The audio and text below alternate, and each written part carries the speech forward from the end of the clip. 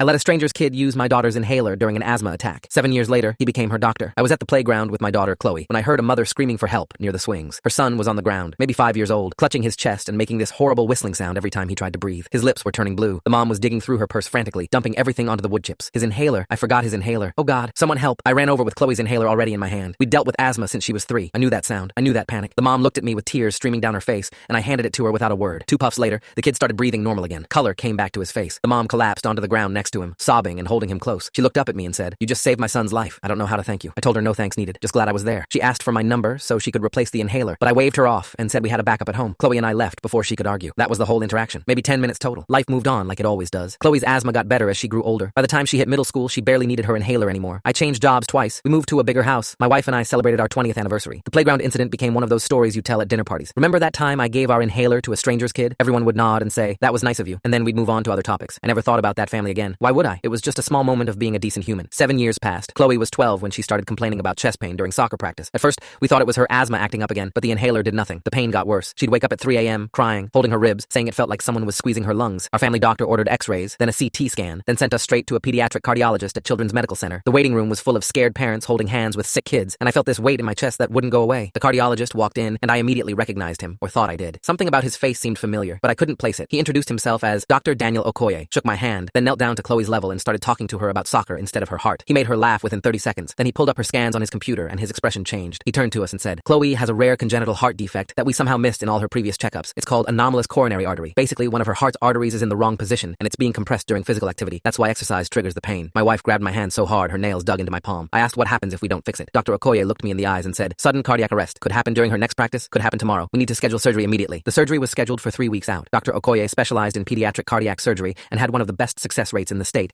but I still couldn't sleep. I'd sit in Chloe's room at night watching her breathe, terrified her heart would just stop. The morning of the surgery, Dr. Okoye pulled me aside in the pre-op area. He said, "Mr. Fletcher, I need to tell you something before we go in." He reached into his pocket and pulled out an old inhaler, same brand we used for Chloe. The label was faded, but I could still read the prescription name, Chloe Fletcher. He said, "7 years ago, you saved my life at a playground. I was that kid who couldn't breathe. My mom told me about you every single day after that. She said a stranger with a daughter gave us his inhaler without hesitation. Didn't even want to be thanked. She kept this inhaler as a reminder that there are still good people in the world." My throat closed up. I stared at him, and the memories came flooding back. The blue lips, the whistling breath, his mother's desperate face. Dr. Okoye continued, "That day changed everything for me. I was already sick a lot as a kid, in and out of hospitals. But after that attack, after you saved me, I decided I wanted to be the person who helps families the way you helped mine. I went to medical school because of you. I specialized in pediatric cardiology because I know what it feels like to be a scared kid who can't breathe. And now I get to return the favor." He put his hand on my shoulder and said, "Your daughter is going to be fine. I promise you that. I'm going to take care of her the same way you took care of me." The surgery took 6 hours. Dr. Okoye moved that artery, reconstructed part of her heart, and when he came out to the waiting room, he had this huge smile on his face. He said, "She's perfect. Everything went exactly as planned. Chloe recovered faster than anyone expected. She was back to soccer within 3 months.